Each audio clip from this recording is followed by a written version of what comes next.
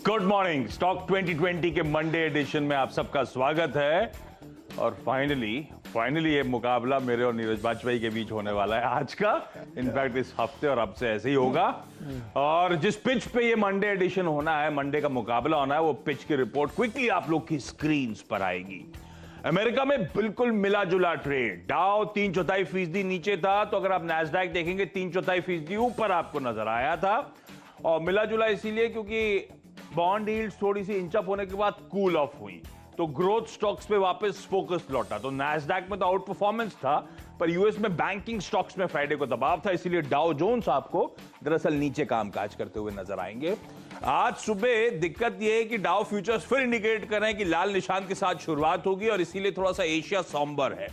हालांकि bond yields 1.7 के नीचे हैं, लेकिन पिछले वीक ऑन वीक तगड़ा स्पाइरल, तगड़ा उछाल बॉन्ड यील्ड्स में आ चुका है।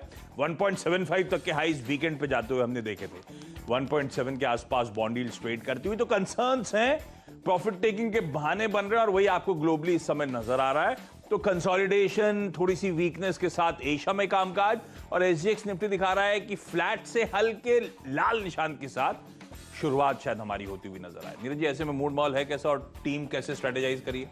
देखिए, टीम तो पूरी खरीदारी वाली है। पूरी खरीदारी, हाँ, 10 के 10 बाय साइड में रखे हैं, ऐसे लग भी नहीं है। हाँ। और जो पिच है, पिच में देखिए आपको डाउ जोन्स के साथ साथ जो नैस्डैक ऊपर दिख रहा है, डाउ जोन्स नीचे, वो इसलिए दिख रहा है क्योंकि यूएस में कई सारे लेजिस्लेशंस लाए जा रहे हैं, कानून बनाए जा रहे हैं, जिसमें एक बहुत महत्वपूर्ण है जिसको आर्टिकल 230 कहा जा रहा है। उसमें जितने टेक प्लेटफॉर्म्स हैं, उनमें अगर कोई चीज़ पोस्ट की जाती है तो उनकी लायबिलिटी बन जाती है। उसको रिस्ट्रिक्ट करने के लिए, यानी उनको प्रोटेक्ट करने के लिए कानून बन रहा है। मतलब मैं अगर ट्विटर पे कुछ अपडेट करूंगा तो ट्विटर की लायबिलिटी है कम होगी। अभी होती कि बहुत उनको जिम्मेदार ठहराया था, वो अभी अच्छा कम होगी, उसको घटाने की कोशिश की जा रही है। मेरी जिम्मेदारी पड़ जाएगी ऑफकोर्स, जो पेज पोस्ट करेगा, मतलब ये यूएस लॉ बना रहा है। तो इसलिए जो टेक के जितने भी शेयर्स आप देख रहे हैं, वो इसलिए वहाँ पे नैस्डैक बड़ी अच्छी थी। खैर, इसको अलग छोड़िए आप। जो बॉन्ड यील्ड बहुत बढ़ती हुई आपको दिख रही, वो एक कंसर्न है। इन्फ्लेशन का कंसर्न है, इसमें कोई शक नहीं है। चीन की तरफ से कहा जा रहा है और पैसा डालने की उनके पास गुंजाइश है। सेंट्रल बैंक उनका कह रहा है, जो अब तक कह रहा था कि काटेंगे। तो एक तरफ ये पूरी स्थिति बनी हुई है, दूसरी तरफ पैंडमिक का प्रेशर है। तो इन्फ्लेशन से ज़्यादा मुझे लगता है उस तरफ अब ज़्यादा लोगों का फोकस बढ़ा, जो कि एक मार्केट में प्रेशर कर रहा है। तीसरा फैक्टर जो क्रूड वाला है, उसका एनालिसिस मेरा ये है कि इतना ज़बरदस्त नुकसान उठाया है, 44% प्रॉफिट गिरा है अरामको का। डिविडेंड लेकिन उनको उतना ही देना है, $75 बिलियन। सरकार को पैसा चाहिए, तो चाहे वो कर्ज लेके दे, चाहे जहाँ से दे, क्योंकि सारा पैसा तो उन्हीं के पास जाता है। इस प्रॉमिस को पूरा करने के लिए आपको दो चीज़ चाहिए, या तो डिमांड खूब बढ़े, तेल बिके खूब, या फिर आप प्रोडक्शन कट घटा के रखें। तो डिमांड तो बढ़ने से रही, क्योंकि जिस तरीके से पैंडेमिक लगातार बढ़ रहा है, थोड़ा थोड़ा रिस्ट्रिक्ट फिर हो रही है वो। तो प्रोडक्शन कट की जो बढ़ाने की बात चल रही थी, उसको production cut in the sense कि प्रोडक्शन को बढ़ाने की बात चल रही थी, 7 अप्रैल को एक मीटिंग है, वो मुझे लगता नहीं होगी। तो क्रूड थोड़ा सा उठा पटक के बाद ये फिर से ऊपर की तरफ रुझान करता हुआ दिखेगा, इसलिए क्रूड एक थोड़ा सा डैम्पनर हमारे लिए हो सकता है। लेकिन मैं फिर इसलिए कह रहा हूँ खरीदारी की 10 क्यों लिए, 10 इसलिए लिए क्योंकि बहुत सारा पैसा एशिया में आने वाला है, चीन और भारत में। नॉर्थ अमेरिका से तमाम फंड मैनेजर से कह रहे हैं कि गुंजाइश यहाँ है, इसलिए वहाँ पैसा लगाएंगे। तो इसलिए हमने 10 के 10 बाय। मैं बिल्कुल ठीक है। फोकस लार्जली बल्लेबाजी पे मेरा भी है, और पैंडेमिक अब उसकी बर्थडे सेलिब्रेट हो और हम सब भूल जाए तो गलत बात है। तो हम परसों बर्थडे सेलिब्रेट करना है लॉकडाउन की, तो मूड माहौल थोड़ा सा गड़बड़ाता हुआ। वेव 3 यूरोप में, वेव 2 इंडिया में, तो कॉशंस रखने हैं। पर मुझे नहीं लगता अब कंप्लीट लॉकडाउन जैसी स्थिति आएगी, रिस्ट्रिक्शंस बढ़ेंगे, शायद ये हो सकता है। खैर, उस पर बातचीत भी होगी जब बीएमसी जो नॉर्म्स बनाए उस पर आप जरूर बातचीत करने वाले हैं, आपकी टीम में दिख रहा है मुझे। अच्छा, लार्जली खरीदारी है, ऐसा नहीं कि सब खरीदारी वाले स्टॉक से, लेकिन लार्जली बाय करके चल रहा हूं। शुरुआत कुछ खबरों वाली स्टोरीज के साथ, और भारत डायनेमिक्स पहला स्टॉक है जो रडार पर रखिएगा। खरीदारी करने के मौके 480 हाईज थे, वहां से ये स्टॉक अब 350 के नीचे ट्रेड कर रहा है। तो मीनिंगफुल करेक्शन के साथ इस समय कामकाज करता। और बढ़िया खबर, ओवर द वीकेंड इन्होंने दरअसल भारत सरकार की मिनिस्ट्री ऑफ डिफेंस के साथ करार करा है, एमओयू साइन करा है, कॉन्ट्रैक्ट साइन करा है। ये मिलान 2T anti tank guided missiles जो है, वो अब सरकार को मतलब डिफेंस फोर्स को लिटरली सप्लाई करने की तैयारी। 1188 करोड़ रुपए का ऑर्डर भारत डायनेमिक्स के हाथ लगता हुआ, खरीद के चलिए। वॉलेटाइल मार्केट्स हैं, इसलिए कंजर्वेटिव टारगेट्स आपकी स्क्रीन पर। वाकई अच्छे अप मूव्स आते हैं, दिन के दौरान मार्केट्स का मूड सुधरता है तो अच्छा अप मूव हो सकता है, ट्रेल करेंगे स्टॉप लॉस को, नहीं तो छोटे मुनाफे के साथ एग्जिट करने का मन सारे कॉल्स में ऐसे ही चल रहा है। जेएसडब्ल्यू एनर्जी अगला स्टॉक, तो दो बेहतरीन कंपनीज के साथ शुरुआत कर रहा हूं। इसमें 87 तक के टारगेट्स के लिए अप्रोच करने के मौके होंगे। दरअसल इनकी एक होली ओन सब्सिडरी है, उसको 450 मेगावाट का solar energy corporation of India के से ऑर्डर बैक करा है। विंड कैपेसिटी खड़ी करनी है 450 मेगावाट की। टैरिफ बेस्ड कॉम्पिटिटिव बिडिंग थी जिसमें जेएसडब्ल्यू एनर्जी जीती है। तो मेगा ऑर्डर इस कंपनी के हाथ लगता हुआ। पावर स्टॉक्स और ये ऑफ लेट आपने एनर्जी स्टॉक्स में वैसे ही अच्छा मोमेंटम कई सालों बाद लौटते हुए देखा है। मुझे लगता है जेएसडब्ल्यू एनर्जी को रडाप रखिएगा 87 तक के टारगेट्स यहां पर। अच्छा, जैसे आपने कहा ना कि बीएमसी वाले, तो थायरोकेयर, मेट्रोपोलिस और डॉक्टर लॉल तीनों को दिखाइएगा। हाँ। तीनों इसलिए क्योंकि मुंबई या महाराष्ट्र में खास तौर पे, या कई और स्टेट है, केरल है, गुजरात है, मध्य प्रदेश है, दिल्ली है, दिल्ली में भी केसेस बढ़ते हैं। 900 केस आए थे, तो टेस्टिंग का मामला बढ़ रहा है। अब खासतौर पे मुंबई में आप देखिए तो बीएमसी ने कहा है कि बाजार में जो लोग घूम रहे हैं अचानक से रैंडम एंटीजन टेस्ट उनका किया जाएगा। मॉल के अंदर आप जा रहे हैं तो या तो आप नेगेटिव आरटीपीसीआर लेके जाइए, अदरवाइज वहीं पे एंटीजन होगा जिसका खर्चा आपको बेयर करना पड़ेगा। हालांकि मुझे समझ नहीं आता कि मॉल में सबसे ज़्यादा सेफ लोग होते हैं।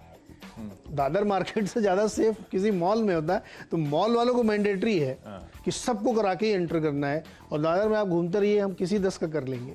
ये लॉजिक मुझे आज तक नहीं समझ आया, ये क्या तरीका है। ये मॉल में जाने से पहले एंटीजन टेस्ट इंस्टेंटली रिपोर्ट आ जाती है सामने। हाँ, एंटीजन की तो इंस्टेंट पैसा हमें देना है, पैसा आपको देना है, नहीं देंगे तो पेनल एक्शन है। तो क्यों जाएंगे? मेरा क्वेश्चन ये है कि हम मॉल में जाएंगे क्यों फिर?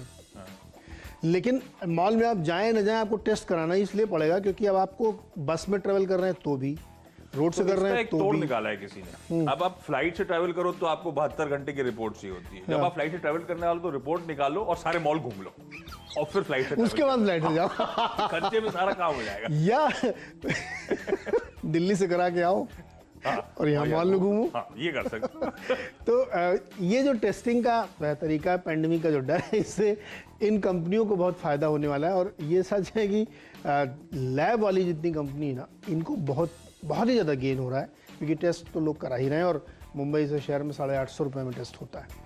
तो मुझे लगता है कि इन स्टॉक्स में नजर रखिएगा, एक बार फिर से ये रौनक में आएंगे। और रौनक क्या आएंगे, ऑलरेडी देखिए कितने प्राइस पे चल रहे हैं, तो अभी और थोड़ी तेजी बनेगी। मुझे लगता है ट्रेडिंग के लिहाज से इन तीनों स्टॉक्स में खरीदारी की जा सकती है। और अच्छा, एक काम डायरेक्टर साहब, मेरा 5वां स्टॉक पहले दिखा दीजिए, पीवीआर, क्योंकि इसी थीम को आगे बढ़ाया, लेकिन वो एक सेल कॉल है। अब नीरज जी ने बता ही दिया आपको कि मुंबई म्युनिसिपल कॉर्पोरेशन बीएमसी, उनके जो स्ट्रिक्ट गाइडलाइंस आए हैं मॉल की एंट्री को लेकर, जिसमें आपको एंटीजन टेस्ट कराना पड़ेगा और टेस्ट के लिए खर्चा मुझे उठाना है, और अगर मैं टेस्ट के अगेंस्ट पे गया और खर्चा नहीं दिया तो पैंडेमिक एक्ट के अगेंस्ट में मेरे अगेंस्ट कार्रवाई हो जाएगी। और अगर पॉजिटिव निकला तो इंस्टीट्यूशनल क्वारंटाइन में बीएमसी डाल देगा। मैं तो बहुत ज्यादा बंद कर दिया, मैंने तो आज से लागू हुआ है, मैं वीकेंड पे ही नहीं गया। अगर मुझे बात है, ऐसी कौन सी चीज मॉल में मिलती है जो बाहर नहीं मिलती? मॉल ही नहीं जाऊंगा। मैंने कहा कहीं रूल बदल गए हो, मंडे से, आज से इंप्लीमेंट होना है, तो मैं वीकेंड पे एक्चुअली मॉल नहीं गया। तो मैं आमतौर पर वीकेंड पे मॉल चला जाता हूँ, खाली रहता तो दिक्कत रहती नहीं है। लेकिन ठीक है, पीवीआर को सेल करूंगा अब मैं। और एक तो वैसे भी देखिए पीवीआर अच्छा मूव दिखाया था कि हालात सुधरेंगे, हालात सुधरे नहीं। 100% कैपेसिटी पे गए सारे सिनेमा घर, कोई मूवी रिलीज होके नहीं दी। उसके बाद 50% कैपेसिटी वैसे ही रिट्रेस कर दिया गया था क्योंकि पैंडेमिक फैल रहा था। और अब तो मॉल की एंट्री, और इनके लार्जली सारे के सारे मुंबई जैसी जगहों में तो मॉल्स में ही जाने माने इनके सिनेमा घर हैं, मल्टीप्लेक्सेस हैं, तो अब वहां पे रिस्ट्रिक्टेड एंट्री और हो गई है। मुझे लगता है नहीं है कि मूड सुधरना है अभी, पीवीआर में बिकवाली करने का मन है। पर एक बात ध्यान रखिएगा, लास्ट टाइम इस तरह की खबर आई थी, मैंने इंटरग्लोब बेचा था, इंटरग्लोब दिन के हाईस पे जाके खड़ा हो गया था, तो न्यूज पे किस तरह का इंपैक्ट है एनीबडीज गेस, लेकिन लगता है कि इवेंचुअली दबाव आएगा। तो स्क्रीन पे दिख रहा हो तो बेचने का मन बनाइएगा। अच्छा, अब जरा ऊपर वाले स्टॉक्स खोलिए। कोलते पाटिल, एक जाने माने पोर्टफोलियो मैनेजमेंट सर्विसेज ने एग्रेसिवली फ्राइडे को बाइंग करी है, 4.5 पौने 5 लाख शेयर्स के आसपास की। स्टॉक बढ़िया है, Maharashtra based real estate company, तो वैसे ही स्वीट स्पॉट में गवर्नमेंट सपोर्ट के चलते 285 साल के हाईज है, 225-230 पे स्टॉक चल रहा है, तो ऑफ हाईज है, अच्छी कंपनी है। पुणे, बेंगलुरु और मुंबई में बड़ी अच्छी ग्रिप है, जाना माना नाम है रियल एस्टेट की दुनिया में, इसको रडार पे रखना है।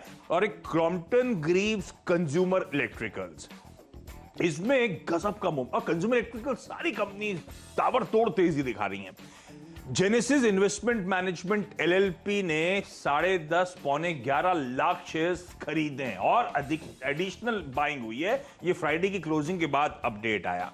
इस बाइंग के चलते हुआ क्या, जेनेसिस ऑलरेडी 4.97% स्टेक ओन करता था और इस बाइंग के बाद 5.2% पे स्टेक, तो 5% का थ्रेशोल्ड भी ब्रीच हुआ, इसीलिए भी अपडेट आया। एग्रेसिव बाइंग, बेहतरीन कंपनी, 407 तक के टारगेट्स के लिए यहां पे अप्रोच करने की मौके। मेरे 5 हो गए। चलिए अब मेरे 5 में अगले 2 स्टॉक 3 जो कि मैंने आपको बता दिए। तो अब मैं आता हूँ सीमेंट पे। बिरला कॉर्प और जेके सीमेंट, 2 सीमेंट स्टॉक हैं, आगे भी हैं लेकिन फिलहाल ये 2 देखिए, इसमें खरीदारी करिए। सीमेंट क्यों, पिछले 1 महीने में 4 बार सीमेंट की कीमतें बढ़ चुकी हैं 40 रुपए के हिसाब से पर बोरी। और ये प्राइसेस इसलिए बढ़ रहे हैं क्योंकि एक्चुअल में रियल डिमांड है। केवल नॉर्थ नहीं, साउथ इंडिया में आप देखिए बहुत ज़बरदस्त डिमांड है। तो सीमेंट के प्राइसेस जो लगातार बढ़ रहे हैं इन कंपनियों के, वो इनको फ़ायदा देते हुए दिख रहे हैं। दूसरा आप ये देखिए कि अब बारिश आने में बहुत ज़्यादा वक्त नहीं रह गया है और इस बार कहा जा रहा है कि बहुत अच्छी बारिश होगी क्योंकि गर्मी बहुत ज़्यादा समय से पहले बढ़ गई है। तो नॉर्थ में थोड़ा देर से आती है लेकिन साउथ में बारिश जल्दी आ जाती है, तो इसलिए कंजम्पशन और ज़्यादा बढ़ता है क्योंकि बारिश के समय कंस्ट्रक्शन थोड़ा सा रुकता है। 30% के आसपास डिमांड कम हो जाती है, लेकिन उसको मेंटेन करने के लिए इस समय फुल स्विंग पे कंस्ट्रक्शन है। तो मुझे लगता है सीमेंट स्टॉक आप रडार पे रखिएगा तो वहाँ पे एक अच्छी तेज़ी आपको बनती हुई दिखेगी। इसलिए बिरला कॉर्प लिया, जेके सीमेंट लिया। अच्छा, डिपेंडेबली बता देता हूँ इस समय इंडिया सीमेंट है, साउथ बेस्ड कंपनी है, दमानी साहब वगैरह इसमें है सारे लोग, लेकिन बेसिक जो फंडामेंटल स्टोरी है उसके आधार पर लिया है। इंडिया सीमेंट दिखाई डिपेंडेबल स्टॉक और उसमें भी अच्छी तेज़ी बनेगी। 40 रुपये बोरी, 50 रुपये बोरी, 60 रुपये बोरी तक की कीमतें बढ़ना बहुत बड़ी बात नहीं। रफली 400 रुपये बोरी तक सीमेंट के दाम हो चुके हैं। एसीसी तो सबसे महंगा सीमेंट बेच रहे हैं, तो मुझे लगता है कि इस पे रडार पर रखना चाहिए और ये डिमांड अभी कम होने की कोई संभावना दिख नहीं रही है। चलेगा कैसे फिर? कोल्टे पाटिल कैसे चलेगा? लागत बढ़ती चली जा रही है आप तो। अरे तो आपको स्टैम्प ड्यूटी में इतनी छूट दे रखी है 31 मार्च तक, वो एडजस्टमेंट मिल रहा है। 31 मार्च तक महिलाओं के लिए अभी भी वो रिलीफ और होम लोन इतना सस्ता है। होम लोन तो सस्ता है, ठीक बात है। तो ठीक है, ये सारी कंपनी, सारे स्पेस को रडार पर रखना, मैं मजाक कर रहा था उसको लेकर। जुबिलेंट फूडवर्क्स आज का मिस्टर डिपेंडेबल स्टॉक है। 3200 साल के हाई, थोड़ा सा ऑफ हाईज, और फ्राइडे को क्या स्मूथ मोमेंटम था। जैसे जैसे निफ्टी चल रहा था, ये स्टॉक भी लो से रिकवर होकर मेरे ख्याल से फाइनली अच्छे खासे हाईज पे जाके, दिन के हाईज पे जाके बंद होता हुआ नजर आया। अब आज वो प्राइमरी मार्केट्स की ऑफरिंग्स में एक और बढ़िया ऑफरिंग की तैयारी हो रही है। बारबेक्यू नेशन नाम की जो रेस्टोरेंट चेन है, उसकी आज प्रेस कॉन्फ्रेंस शेड्यूल्ड है। लंबे अरसे से उसका आईपीओ अवेटेड था, आज वो आईपीओ रिलेटेड प्रेस कॉन्फ्रेंस है। बारबेक्यू नेशन के चलते जुबिलेंट फूडवर्क्स वैसी रडार पे आ जाता है। इन्होंने अपना वो बिरयानी वाला, ये भी कोशिश कर रहे हैं कैजुअल डाइनिंग स्पेस में पकड़ बनाने की। साथ साथ इस बारबेक्यू नेशन पे भी आपको याद होगा 10-11% स्टेक इस आईपीओ से पहले प्री आईपीओ जुबिलेंट फूडवर्क्स ने ऑलरेडी खरीद लिया है। तो बढ़िया बारबेक्यू नेशन का रिस्पांस एंटिसिपेटेड है, तो देखते हैं किस तरह का रिस्पांस रहता है। लेकिन इस कंपनी को रडार रखिएगा, आज की उस प्रेस कॉन्फ्रेंस के चलते हरकत में आएगा। मेरे ख्याल से फ्राइडे को भी जो लो से अपमूव आना शुरू हुआ था, खैर मार्केट मूड भी वैसे ही था, तो कहना गलत होगा, लेकिन हो सकता है सुगुगाहट के चलते अपमूव आने शुरू हुए हों। तो ये जो बारबेक्यू नेशन है, भारत के जो ऑर्गेनाइज फूड सर्विसेज मार्केट है, मैसिव है, उसमें एक बढ़िया प्ले है। 138 बारबेक्यू नेशन ब्रांड के कैजुअल डाइनिंग आउटलेट्स और जानी जाती है वो टेबल पे ग्रिल वाला कंसेप्ट गजब का है। तो मुझे लगता है रडार रखिए जुबिलेंट फूडवर्क्स को। अच्छा मूव अभी भी देने का दमखम है और ये कंपनी बहुत स्मार्टली इक्विटी इन्वेस्टमेंट्स कर रही है। आपको याद होगा यूरोप में भी एक कंपनी को जो डोमिनोज वहां पे चलाती है, ज्योग्राफी में कई सारी, उसमें इन्होंने स्टेक ओन करा था, एक्वायर करा था। बारबेक्यू नेशन में स्टेक एक्वायर कर रहा था। तो अपना कोर धंधा, उसके अलावा इस तरह के ब्यूटीफुल एक्विजिशंस, मुझे लगता है इसको लाइमलाइट में रखेंगे। 29-30 तक के टारगेट्स पर अप्रोच करिए। क्विकली छोटा सा ब्रेक के उस पार हम दोनों की टीम्स के फ्री हिट और पिंच हिटर स्टॉक्स।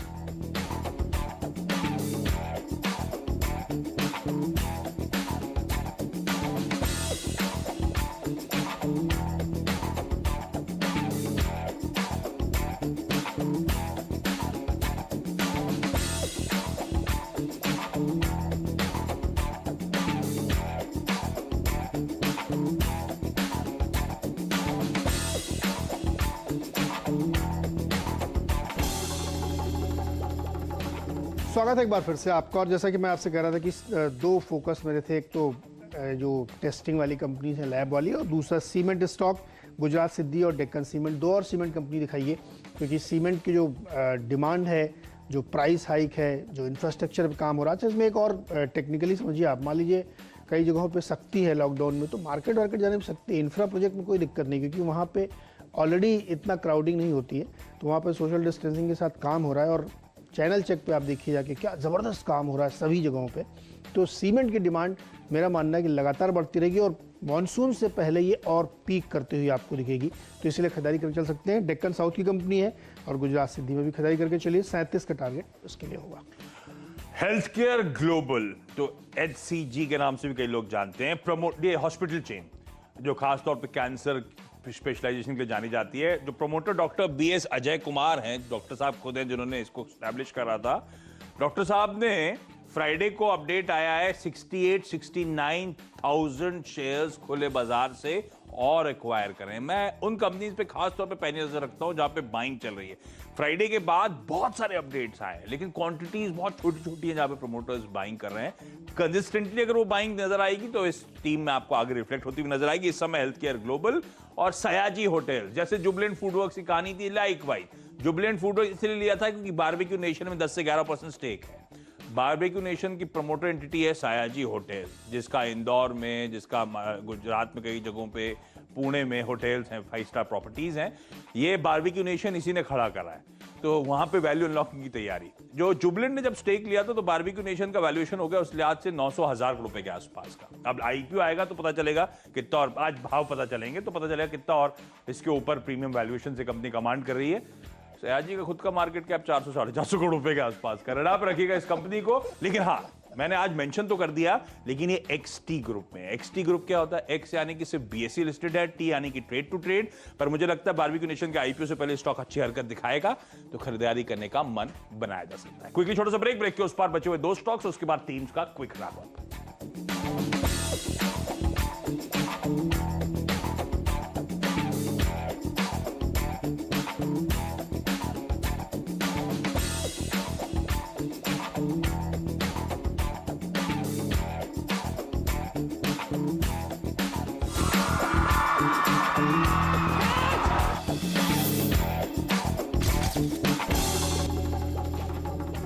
स्वागत है एक बार आपका फिर से। और अंत के 2 स्टॉक में पहला स्टॉक है ONGC, और कच्चे तेल में आप देखिए इस समय नरमी आई है, 1.5-2% और गिर गया है। लेकिन सऊदी अरामको का जो रिजल्ट आया ना, वो एक दूसरी कहानी बता रहा है। 44% प्रॉफिट गिरा है उनका 2020 में, और अब यहाँ से उन्होंने अपने काफ़ी सारे जो प्लान्स हैं उनको रिजिक किया है। और 7 अप्रैल को बहुत इंपॉर्टेंट बैठक है, उस बैठक में प्रोडक्शन बढ़ाने विचार होगा, जो अब नहीं लगता कि सऊदी अरामको इस स्थिति को देखते हुए बढ़ाएगा, क्योंकि उसको इतना भारी डिविडेंड का उसने प्रॉमिस कर रखा है, जो देता है वो भले कर्ज लेके देना पड़े। तो ऐसी स्थिति में मुझे लगता है थोड़ा सा दिक्कत यहाँ पे आएगी, और पैंडेमिक जो बढ़ रहा है दुनिया भर में, उसकी वजह से डिमांड भी थोड़ी सी कम हुई, तो प्रोडक्शन बढ़ने की संभावना है कम, इसलिए बाउंस बैक करेगा क्रूड, इसलिए ONGC में खरीदारी करें। और अंत में सिम्फनी, देखिए गर्मी बहुत ज़बरदस्त बढ़ रही है, बहुत ज़्यादा गर्मी बढ़ रही है, और AC के, कूलर के, इन सब के दाम खूब बढ़ चुके हैं। आप जाके दुकान पे देखेंगे तो आपको समझ में आएगा, और उसका फ़ायदा कंपनियां उठा रही हैं, क्योंकि समर सीजन इस बार काफ़ी लंबा होने वाला है और काफ़ी ज़्यादा गर्मी। तो मुझे लगता है कि ऐसे स्टॉक्स में फोकस करना चाहिए। सिम्फनी में आज अच्छी तेज़ी देखने को मिल सकती है, लेकिन ट्रेडिंग के लिहाज से 1300 के लक्ष्य के लिए खरीदारी कर सकते हैं। चलिए क्विकली आखिरी के 2 स्टॉक्स, उसमें एक केसोराम इंडस्ट्रीज। मैंने हेल्थ केयर ग्लोबल के लिए कहा था प्रमोटर्स ने खरीदारी करी है। केसोराम इंडस्ट्रीज के लिए हाईलाइट है, प्रमोटर्स ने गिरवी रखे शेयर्स, ऑलमोस्ट 75-76 लाख गिरवी रखे शेयर्स जो छुड़वाए हैं। 76-77 तक के टारगेट्स के लिए अप्रोच करिएगा। और टाटा मोटर्स बिकवाली का कॉल, एक था PVR, दूसरा है टाटा मोटर्स। ब्रोकरेजेस की रिपोर्ट्स भी, और शायद थोड़ा सा आज वीकनेस हो, अदरवाइज ये स्टॉक लोअर लेवल्स पे मिलने बहुत अट्रैक्टिव बाय है। इस समय शायद दबाव देखने को मिले। आज के लिए 300 तक के लेवल्स के लिए अप्रोच करने के मौके। मेरी 10 की टीम एनर्जी स्क्रीन पर 2 सेल, बाकी सारे बाय हैं। सेल के साथ जाऊंगा मैं, और PVR के साथ। मतलब हालांकि तो पहले तो इसके इन्वेस्टर्स को सैल्यूट है कि 1 साल से कोई फिल्म रिलीज नहीं हुई है, फिर भी वो होल्ड करके बैठे हैं, और उम्मीद बन रही थी कि शायद अब यहाँ से आगे गाड़ी बढ़ेगी। लेकिन फिर से जो ये मॉल्स पे रिस्ट्रिक्शन लगा दिए ना मुंबई सर ने, ये बहुत ही मतलब अजीब सा नियम है कि आप मॉल के अंदर नहीं जा सकते, बाकी सब जगह आप घूम सकते हो। तो मुझे लगता है PVR पे इम्पैक्ट देखने को मिलेगा। दूसरा, कोई फिल्म बनी नहीं है अब तक, या कोई फिल्म लैब में भी नहीं है जो फाइनली रिलीज के लिए तैयार हो, मुझे लगता है पीवीआर के लिए अभी थोड़ा वक्त और टफ रहने वाला है, तो प्रेशर रहेगा, सेल डेफिनेटली करना चाहिए। मेरी टीम देख के बताइए क्या पसंद है। नहीं, आएंगी भी तो मुझे लग नहीं रहा हॉल जाने कोई की हिम्मत जाएगा हो। कोई? हाँ, इस वक्त माहौल वैसा है नहीं, Correct. तो वो दिक्कत है। मेरे को लगता है ओटीवी प्लेटफॉर्म में फिर भी ज्यादा कमा ले जाएंगी प्रीमियम मिल जाएगा। अच्छा, आपकी 10 की टीम में सारे के सारे बाएं ओएनजीसी। कच्चे तेल में नरमी का अगर कोई भी फायदा मिलता है तो स्टॉक को एक्यूमुलेट करते चलिएगा। जैसे नीरज जी भी मेंशन कर रहे थे, इवेंचुअली क्रूड यहाँ से और अच्छे खासे अप मूव दिखाने की तैयारी कर रहा है। अरामको के नंबर्स वो बात की हाईलाइट करते हुए कि प्रेशर बढ़ रहा है इन कंपनीज पे और ये उस प्रेशर को ईज ऑफ करने की कोशिश करेंगी, इसलिए ओएनजीसी रडार पर 115 तक के टारगेट्स इवेंचुअली। लेकिन आज अगर कोई भी रीजन बनता है कंसोलिडेशन वीकनेस का, एक्यूमुलेट करिएगा। चलिए, मेरी 10 की टीम आप लोग की स्क्रीन पर आएगी और लाजली ज्यादातर खरीदारी करने का मन। शुरुआत करी थी भारत डायनेमिक्स के साथ, जहां पे एक बढ़िया मिनिस्ट्री की तरफ से ऑर्डर इनके हाथ लगता हुआ 1100-1200 करोड़ रुपए के आसपास का खबरों में है। रडार पर रखी है, ऑफ हाइस ट्रेड कर रही है। जेएसडब्ल्यू एनर्जी, और इसको भी रडार पर रखना है। इसको एक ऑर्डर मिला है 450 मेगावाट की विंड एनर्जी प्रोजेक्ट का। कॉम्पिटिटिव बिडिंग में सबसे बेहतर रेट्स इन्होंने कोट करे थे। मेगा प्रोजेक्ट इनके हाथ आ रहा है। Kolte Patil, Mumbai based, Pune based, Maharashtra based कह लीजिए रियल एस्टेट कंपनी, बढ़िया पकड़, अच्छा ब्रांड, पोर्टफोलियो मैनेजमेंट सर्विसेज की तरफ से फ्राइडे को अच्छी बाइंग स्टॉक में होती हुई नजर आई थी। ऑफ हाई ट्रेड कर रहा है, अट्रैक्टिव लेवल्स पे खड़ा है। क्रॉम्पटन ग्रीव्स में भी मार्की फंड्स और खरीदारी करते हुए आपको नजर आएंगे। जेनेसिस इन्वेस्टमेंट मैनेजर्स एलएलपी ने और एडिशनल यहां पे 10-11 लाख शेयर्स फ्राइडे को और एक्वायर करें। अपनी होल्डिंग 5% के थ्रेशोल्ड के बियॉन्ड ले गए। इस तरह की बाइंग हो रही है। पीवीआर पहला सेल था क्योंकि बीएमसी यानी कि जो Bombay municipal corporation, Mumbai municipal corporation, Brihan Mumbai municipal corporation जिसे हम कहते हैं, बड़े स्ट्रिक्ट मॉल एंट्री के रूल्स सामने रखती हैं और बड़ा मुश्किल होगा लोगों की हिम्मत कर पाना कि मॉल जाएं अब। और इनकी लार्जली प्रॉपर्टीज वहीं पे शोकेस प्रॉपर्टीज हैं। मुझे लगता है वैसी ही दिक्कत में था, थोड़ा सा मूड और सल्क करेगा, इसीलिए एक सेल कॉल। जुबिलेंट फूडवर्क्स और सयाजी होटल्स नीचे नजर आएगा क्योंकि बारबेक्यू नेशन की आज आईपीओ प्रेस कॉन्फ्रेंस शेड्यूल्ड है, तो दोनों कंपनीज पर रब ऑफ देखने को मिल सकता है। फ्री हिट के तौर पे क्विकली बता दूं, हेल्थ केयर ग्लोबल, जहां पे doctor BS Ajay Kumar promoter साहब ने 70-80 हजार शेयर खुले बाजार से और खरीद लिए हैं। Keshoram Industries pledge share reduce हुए 75 लाख के आसपास, और टाटा मोटर्स पीवीआर के अलावा एक दूसरा सेल कॉल आज के लिए।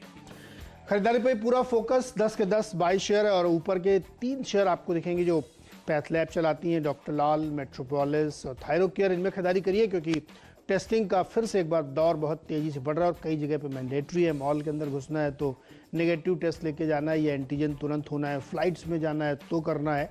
मुझे लगता है कि इनके लिए काम बढ़ेगा और इनका मुनाफा होगा। लेकिन दूसरा स्पेस है जहां बहुत अच्छी तेज़ी देखने को मिलेगी, वो है cement. Birla corp, JK cement, Deccan cement, India cement, इन सब में रखिए। एक महीने में 4 बार दाम बढ़ चुके हैं, करीब 40 से 60 रुपए प्रति बोरी कीमतें बढ़ चुकी हैं और मानसून से पहले ज़बरदस्त डिमांड देखने को मिल रही है। तो सीमेंट स्टॉक आपके रडार पर चाहिए। इसका बहुत ज़्यादा पैंडमिक का असर है नहीं क्योंकि कंस्ट्रक्शन साइट पर उतनी गैदरिंग नहीं होती है जिससे उसमें बहुत दिक्कत आए, तो सीमेंट की डिमांड बनी रहेगी। ओएनजीसी में कच्चे तेल की कहानी बहुत डिटेल में मैंने आपको बताई कि क्यों इसको लेना चाहिए, और गर्मी सिम्फनी के जरिए लोग गर्मी भगा रहे हैं और गर्मी बहुत बढ़ रही है। मुझे लगता है ये तमाम ये स्टॉक्स रडार पर रखने चाहिए।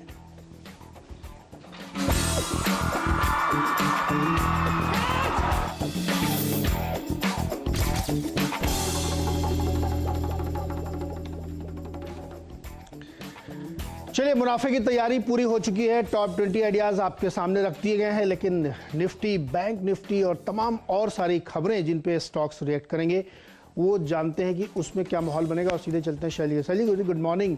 क्या मुंबई में आपने मॉल में एंट्री रुकवा दी, क्या है मतलब ये? मैंने इसलिए एंट्री रुकवा दी क्योंकि मुझे आशीष जी की सेहत की बड़ी चिंता थी। तो दोनों मित्रों को प्रणाम और नीरज जी आपका स्वागत है। एक आध हफ्ते के आप विराम के साथ बिल्कुल चुस्त और दुरुस्त दिख रहे हैं और वो सारी मजबूती आपको आपकी 2020 टीम में दिखी रही है। एक तरफ बिल्कुल तो एक तो ये चर्चा हुआ। इस हफ्ते ज़रा थोड़ी दिक्कत है। आप देखिए, एक तो साल का आखिर है और बहुत लोगों ने ज़बरदस्त पैसे कमाए हैं, तो टैक्स प्लानिंग के चक्कर में आपको थोड़ी दिक्कत दिखेगी। दोनों इंडिसेस बड़े वॉलेटाइल हैं। आप पिछले हफ्ते विश्राम पर थे तो बहुत ही मतलब समझिए कि परेशानी का दौर गुजरा और वीरू जी को जो शायरी थी वो इसी बात को रिफ्लेक्ट कर रही थी। मैं समझता हूँ कि आपको दोबारा ये वॉलेटिलिटी बचे हुए 4 दिनों में आती हुई दिखेगी। वीकली आखिरी वीकली एक्सपायरी है और मंथली एक्सपायरी भी है, तो काफ़ी आप समझिए कि वॉलेटिलिटी दिखेगी दोनों मेन इंडिसेस में। लेकिन एक अच्छी बात यह है कि डाइवेस्टमेंट पर बड़ी खबरें आ रही हैं, तो शायद वहाँ पर आपको इंडिविजुअल स्टॉक्स में काफ़ी अच्छी चहक आती हुई दिखेगी।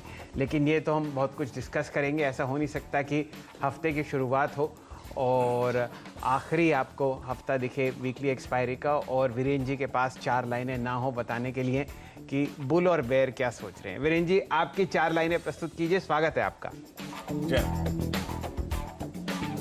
जी शुक्रिया शैल जी, गुड मॉर्निंग। और 4 लाइनें ये कहती हैं कि थोड़ा संभल कर चलिए। आई मीन एक्सपायरी का वीक है, वोलेटिलिटी काफ़ी चरम पर रहेगी, तो 4 लाइनें अर्ज कर रहा हूँ, गौर फरमाइएगा कि निफ्टी गिरते गिरते यूं रुका, निफ्टी गिरते गिरते यूं रुका कि संभल गया, डाउ चलते चलते यूं रुका कि फिसल गया। पर ये कोरोना का डर कहाँ खत्म हो रहा है, यील्ड का रोना तो हर ट्रेडर रो रहा है। अरमान है तो रखिए काबू में, ज़्यादा न उछलिए, 7500 की बरसी पर जरा संभल कर चलिए, थोड़ा संभल कर चलिए, संभलने का वक्त है। शैल जी, क्या बात है वीरेंद्र जी, आपने तो 1 साल पुरानी बात याद दिला दी। बहुत लोग समझेंगे नहीं कि यहाँ से निफ्टी एक्चुअली 100% बढ़ चुका है और ये करेक्शन का दौर है, थोड़ा वॉलेटाइल ट्रेड है, सोचकर समझकर ट्रेड कीजिए। और नीरज जी, आपके पीछे यील्ड ने जो तहलका मचा रखा है ना, आप देखिए कि अमेरिका के बाजार तो रिकॉर्ड हाई पे हैं और इस यील्ड ने तौबा कर रखी है पूरी दुनिया की। तो ये और इन सब चीज़ों पे बहुत बात